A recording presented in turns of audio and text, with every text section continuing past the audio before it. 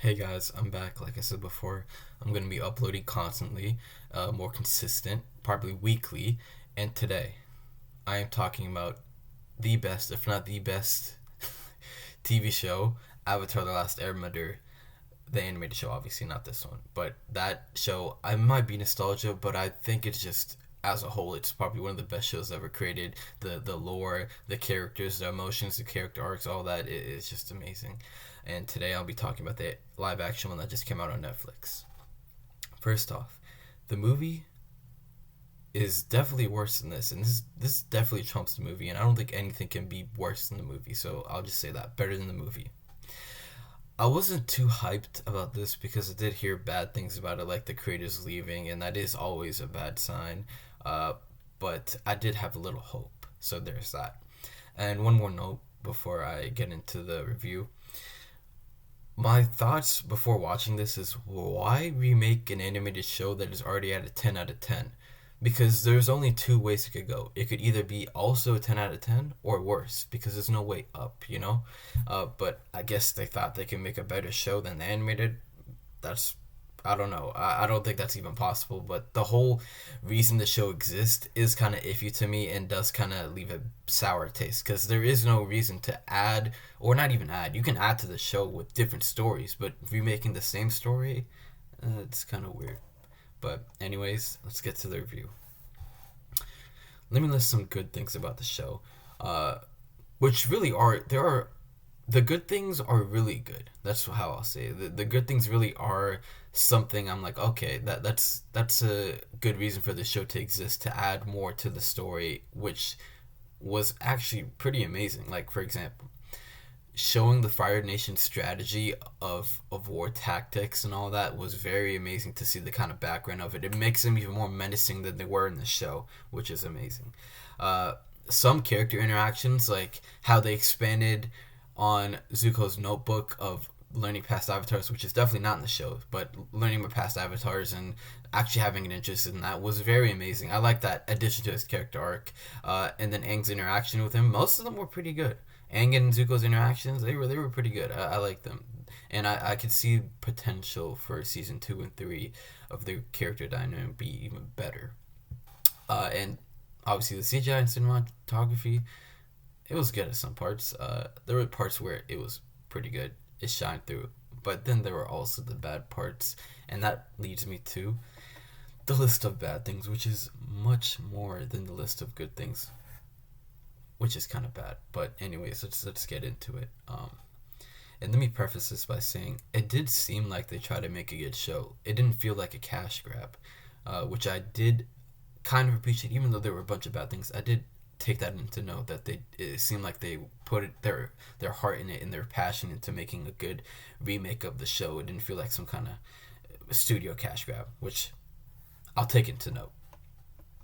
First of all, the actors tried their best. I can't really hate on them, but overall the characters felt kind of dull, and I think I know why, and I'll get into that later. But yeah, they felt kind of dull, and I didn't really feel the emotions like I did in the or the animated one. Uh, I get it's hard to translate animated to live action, but there is room to improve when it came to selling their emotions on certain scenes. It just felt kind of dull, and yeah. The show tried to be way too dark, which, okay, I get being dark was actually great. I liked it at first, but then what made me realize why it was bad is because it was too dark, and it's because the characters felt kind of 1D. They spoke in exposition rather than like real humans, and I think that's the core of the problem with the show is the writing and how the characters spoke. It just didn't feel real. It didn't feel as lively as the animated, which is due to the part of how this live action is more dark, which is good and bad, has the two-sided coin aspect of it, but in this sense the show really did kind of go down for me because of how dull the characters felt, and I contribute that to it being dark. Um, and the animated did it better with how subtle they were with the violence. For example, the beginning scene of this show, the full live action one, it showed the firebenders attacking the earthbenders, and killing them all, which is great at first. I actually like that addition, but it made me realize I'd rather have it not show that and just show the skeletons, which they did in an animated show, because it makes you imagine what really happened and makes it worse in your head when you don't really see it, if you know what I mean. Which, this is unrelated, but a lot of horror movies are starting to do by not really showing the monsters until later on in the movie, so that you build that kind of tension, that scare tension of seeing the monsters, which is something I think is a trend in movies nowadays, which I really do appreciate. Is not really just showing the monster, but leaving it to imagination, because that is the most powerful tool you have in cinema. And now back to the bad things. Seems like when Loki, sorry, not Loki, that's for another review, but when Zuko and Aang escaped the prison, that scene, at first it was pretty good. When they were interacting and they just escaped the prison and Zuko was injured and Aang was talking with him, that was pretty good. It was different from the animated scene. But then they had to do the animated scene again, which didn't make sense because they already had a perfect scene with that. But then adding on top of that the animated scene and trying to copy it and kind of merge those two together left a bad taste in my mouth, and I didn't. It kind of ruined the scene for me. But at first they were going somewhere, and then ruined it. And which brings me to my final point. As I said before, the writing is what ruined the show for me, and their ability to have good themes, really good ideas, messages, character arcs, but then ruin it a little bit with their writing and their decisions, which is what ultimately made me even more mad. Because if this was just a bad show, then yeah, it's a bad show, you throw it off. But what made me even more mad is that this had so much potential with the stories they were having, the character arcs they were building up, but then the writing, the way their characters talked, it just ruined it for me.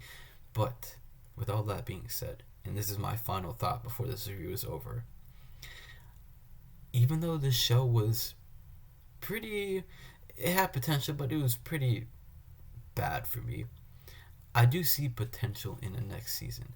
I see the reviewers, or not the reviewers, the showmakers seeing the reviews and how people complaining about the writing, because I did see a lot of complaints about that, but I see them seeing how they complained about the writing and improving on that. That's what I hope. And if that happens, then the show has great potential of not beating the live action, but at least being close. Or, sorry, animated, but being close to it. And if they do improve on the writing the next season, I could see great opportunity for them, and I'm excited for that. Not too excited because I did see the first season, but I am a little bit more excited to see them improve on what the bad qualities of season 1 were. But anyways, yeah, that is my review. I could talk more in depth of my problems, with specific scenes that were problems, if you guys want. But yeah, that's my total review. Overall, not the worst show. It could be better with the writing, but has a lot of potential. And anyways, yeah, that's my review, and I'll see you guys next time.